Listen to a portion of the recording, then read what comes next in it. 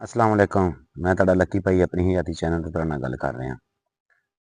ਗੱਲ ਇਹ ਕਰ ਰਿਹਾ ਕਿ ਅਕਸਰ ਘਰਾਂ ਦੇ ਵਿੱਚ ਨਾ ਇੱਕ ਗੱਲਬਾਤ ਚੱਲਦੀ ਹੁੰਦੀ ਆ ਕਿ ਫਲਾਨੀ ਜਿਹੜਾ ਮਤਲਬ ਕਿ ਘਰਾਂ ਦੇ ਵਿੱਚ ਔਰਤਾਂ ਜਿਹੜੀਆਂ ਖਾਣਾ ਪਕਾਉਂਦੀਆਂ, ਯਾਨੀ ਕਿ ਔਰਤਾਂ ਜਿਹੜੀਆਂ ਖਾਣਾ ਪਕਾਉਂਦੀਆਂ ਕਿ ਆ ਫਲਾਨੀ ਪਕਾਵੇ ਤੇ ਬਹੁਤ ਸੋਹਣਾ ਹੁੰਦਾ ਪੱਕਿਆ ਤੇ ਆ ਪਕਾਵੇ ਤੇ ਏਡਾ ਹੱਥ 'ਚ ਜ਼ਾਇਕਾ ਨਹੀਂ ਹੈ।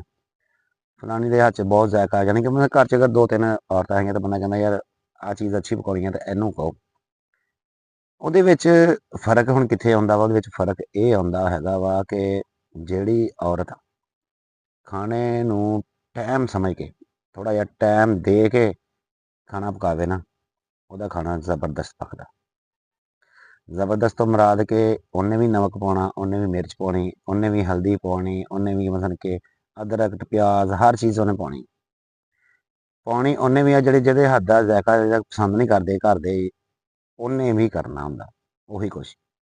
ਸਿਰਫ ਕੀ ਹੈ ਕਿ ਉਹਨੇ ਟਾਈਮ ਟੇਬਲ ਦੇ ਹਿਸਾਬ ਨਾਲ ਨਹੀਂ ਪਾਉਣਾ ਹੈਗਾ। ਟਾਈਮ ਟੇਬਲ ਦਾ ਮੁਰਾਦ ਤੁਸੀਂ ਸਮਝਦੇ ਆ ਨਾ ਕਿ ਇੱਕ ਟਾਈਮ ਮਿਰਚ ਵਾ ਉਹਨੂੰ ਕਿਸ ਟਾਈਮ ਪਾਉਣਾ ਵਿੱਚ, ਤੇ ਜਿਹੜੇ ਕਿ ਪਿਆਜ਼ ਆ ਉਹਨੂੰ ਕਿੰਨੀ ਦੇਰ ਭੁੰਨਣਾ, ਉਹ 'ਚ ਕਿੰਨੀ ਮਿਕਦਾਰ 'ਚ ਪਾਉਣਾ।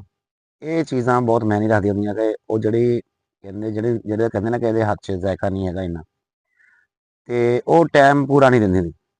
ਯਾਨੀ ਕਿ ਉਹਨੇ ਟਾਈਮ ਨਹੀਂ ਪੂਰਾ ਦੇਣਾ ਤੇ ਕੋਸ਼ਿਸ਼ ਤਾਂ ਉਹਨੇ ਆਪਣੀ ਪੂਰੀ ਕੀਤੀ ਹੁੰਦੀ ਆ। ਯਾਨੀ ਕਿ ਉਹਨੇ ਪਿਆਜ਼ ਪਾਇਆ, ਦਵਾ ਦਾ ਭੁੰਨਿਆ, ਵਿੱਚ ਦਵਾ ਦਾ ਪਾਣੀ ਪਾਇਆ, ਵਿੱਚ ਸਾਰਾ ਮਸਾਲਾ ਭੁੰਨਿਆ, ਭੁੰਨ ਕੇ ਚਲੀ ਸਬਜ਼ੀ ਪਕਾ ਕੇ ਉਹ ਮਾਰੀ।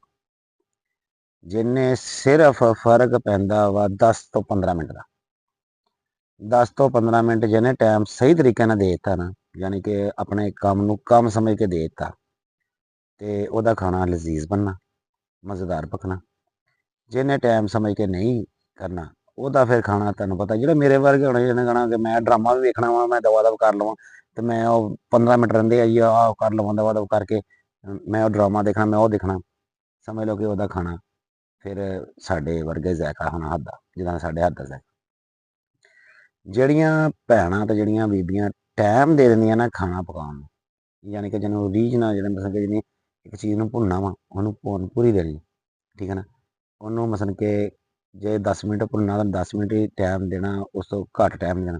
ਜ਼ਿਆਦਾ ਤੇਜ਼ ਅੱਗ ਕਰ ਦਿਉ ਤਦ ਜ਼ਾਇਕਾ ਬਦਲ ਜਾਏਗਾ, ਜ਼ਿਆਦਾ ਘੱਟ ਅੱਗ ਕਰ ਲਓ ਤਦ ਜ਼ਾਇਕਾ ਬਦਲ। ਇੱਕ ਚੀਜ਼ ਦਾ ਉਹਦਾ ਮਕਦਾਰ, ਉਹਨੂੰ ਅੱਗ ਦਾ ਇੱਕ ਹਿਸਾਬ ਕਿਤਾਬ ਆ, ਉਹਦਾ ਟਾਈਮ ਭੁੰਨਣ ਦਾ ਇੱਕ ਹਿਸਾਬ ਕਿਤਾਬ ਆ। ਸਾਡੇ ਵਰਗੀਆਂ ਜਿਹੜੀਆਂ ਜਿਹੜੀਆਂ ਜਿਹੜੀਆਂ ਕੰਮ ਚੋਰ ਸਮਝ ਲਓ, ਕੰਮ ਚੋਰ ਜਨਾਨੀਆਂ ਜਿਹੜੀਆਂ ਔਰਤਾਂ, ਉਹਨਾਂ ਦਾ ਖਾਣੇ ਦੇ ਵਿੱਚ ਮਜ਼ਾ ਨਹੀਂ ਹੁੰਦਾ। ਜਿਹੜੀਆਂ ਇਹਨੂੰ ਟਾਈਮ ਦੇਣਗੀਆਂ ਨਾ, ਟਾਈਮ ਕਿੰਨਾ ਦੇਣਾ ਹੁੰਦਾ ਵਾ, 5 ਤੋਂ 10 ਮਿੰਟ ਵੱਧ ਦਿੱਤੇ ਜਾਂਦੇ ਤੇ ਹੱਥ ਦਾ ਜ਼ਾਇਕਾ ਉਹਦਾ ਜ਼ਬਰਦਸਤ ਹੁੰਦਾ। ਤੇ ਇਸ ਵਾਸਤੇ ਜਿਹੜਾ ਵੀ ਕੰਮ ਕਰੋ ਨਾ, ਰੀਝ ਨਾ ਤੇ ਨੀਅਤ ਨਾ ਕਰੋ।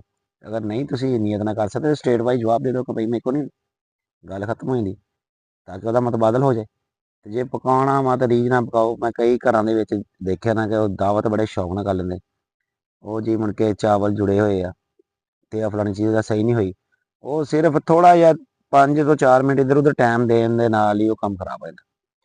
ਤੁਸੀਂ ਸ਼ਾਇਦ ਮੇਰੀ ਇਸ ਗੱਲ ਨਾਲ ਇਤਫਾਕ ਕਰਦੇ ਹੋ, ਤੇ ਅਗਰ ਤੁਸੀਂ ਇਤਫਾਕ ਕਰਦੇ ਆ ਤਾਂ ਕਮੈਂਟਸ ਜ਼ਰੂਰ ਦੱਸਿਓ। ਬਾਕੀ ਦੁਆਵਾਂ ਯਾਦ ਰੱਖਿਓ। ਬੜੀ ਮਿਹਰਬਾਨੀ। ਅੱਲਾ ਹਾਫਿਜ਼।